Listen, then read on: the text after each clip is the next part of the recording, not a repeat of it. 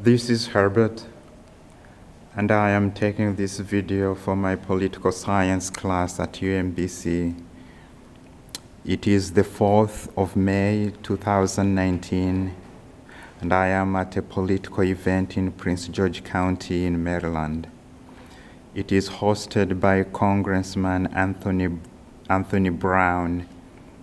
It is a town hall, and he is having a conversation with constituents.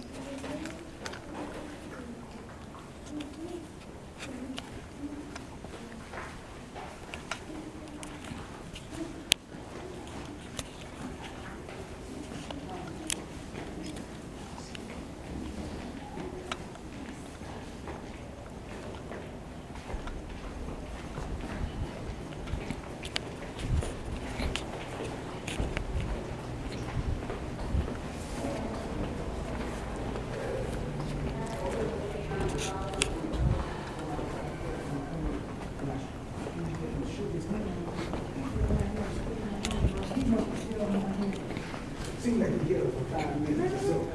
He's looking dead in my face, and I'm saying to myself,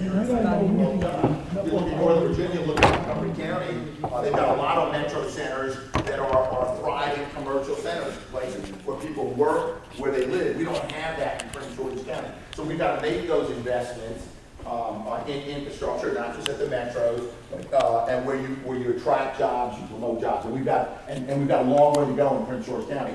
Being on the train station infrastructure, I'm hoping we bring back earmarks so we can start targeting, directing projects into Prince George's County. So I think infrastructure investments are a good way to strengthen the local economy and not just the jobs in infrastructure.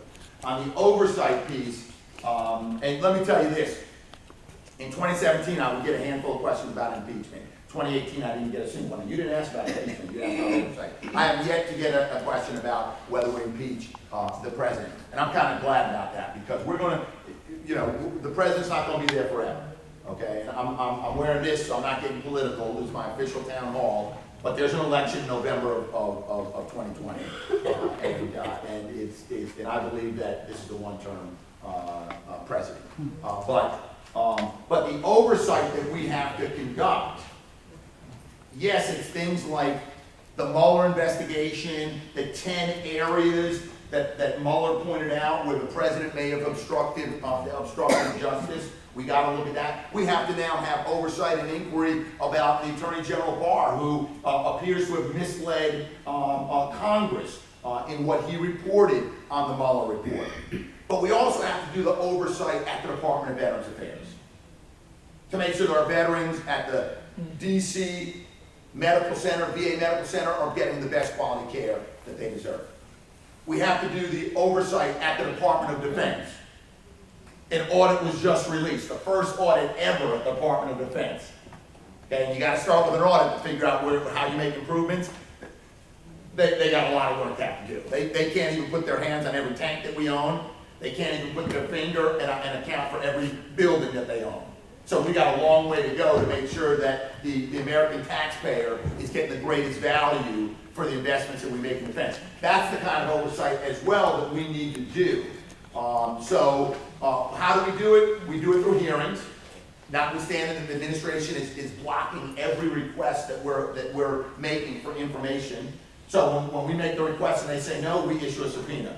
They say no, we have to go to court. And that's a mess. That's a mess. It's unfortunate. Because historically in this country, even where the administration and Congress disagree, they figured out where the common ground is, they worked together, and every so often it came down to a very narrow thing that you had to go to court on. This president has said, I'm not cooperating whatsoever. So we got to bring everything to court. We haven't started yet, but you know, Jerry Nadler on the House Judiciary Committee, he said, hey, Mr. Attorney General Barr, you need to come and testify. And that's our role, that's our responsibility on your behalf, to do the oversight, to hold the administration accountable. He says, no, we're going to take it to vote. Next question. Next question from... No, we don't do that. I'm sorry, that's not the way we do the town hall. Next question. Next one shall be forward. But like I said, I will be staying after, so we can do any follow-up on any question or any comment that you have. But I want to make sure we get to all the questions that we have. Yes? Good morning. And I'm gonna be punchier in my answers so we can get more questions here. My question to you, Mr. Brown, is. Hold that mic right up to your mouth, please. My question to you is housing. Housing is out of control, the rent control, we have no rent control here. It's like you're paying rent for an apartment as if you're paying a mortgage payment. So is there any programs, or are they gonna control the rent, stated or whatever around here?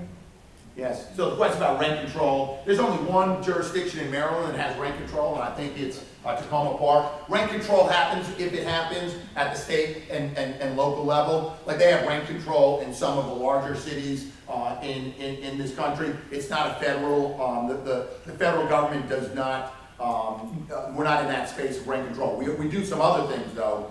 We try to incentivize through tax credits, affordable housing, workforce housing, whether it's, and we do it through a tax credit program. We have two programs that prior to this administration were fairly successful. Maryland did a lot of affordable housing units where affordable housing developers relied on that tax credit. We never met the full need, but we were actually doing better than a lot of other states until December of 2017.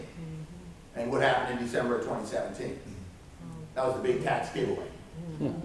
That's when the Republican-led Congress gave 83% of a tax benefit to the top 1% and very little for everybody else. And what happened is when they cut the corporate tax rate, I mean, it was a you know, just blow your mind reduction from 34%, I think it was, or 35 to 21% reduction in the corporate tax rate. They were playing, oh, you know, we've got the highest corporate tax rate in the world, or one of the highest, but now we have one of the lowest, but we still have some of the greatest needs as a nation. When they reduced that, the tax credits were less attractive, because as you know, when you're doing your own income tax, right, when you do your deductions, okay, the higher the income bracket you're in, the more attractive those deductions are, because you're deducting from a larger percentage. So yeah, I'm gonna make that charitable contribution. I'm not saying that you're driven by tax deduction to make your charitable contributions, but that does come into consideration for some. I am gonna what other things? I'm gonna buy a house and deduct my mortgage. Well, now all of a sudden they reduce that rate, or when they increase the standard deduction and eliminate it for many people, the home mortgage deduction, or the tax deduction, it's less attractive. And so that was a problem. What was a very effective program, helping to address the needs, the two primary programs that we relied on, it's less effective today. So some of us are saying that when we pass this infrastructure package, which we've been talking about, sometimes people think, oh, it's roads and rails. We're including housing in infrastructure. And I don't know if the plan is to include like an affordable housing trust fund or a bank, but we're going to put housing in our infrastructure plan and devote some of that $1 trillion to affordable housing. That's what we're going to do at the federal level. We can't do rent control at the federal level. You would have to petition your state and local delegates and council members. But I'll just tell you from my observation and experience in the state legislature and what I know of the county council, they're not likely to do rent control. They're going to find other options, like requiring developers to include a certain percentage of affordable housing units in every development they deliver. So there's some things that they do at the local level, and rent control has not been attractive in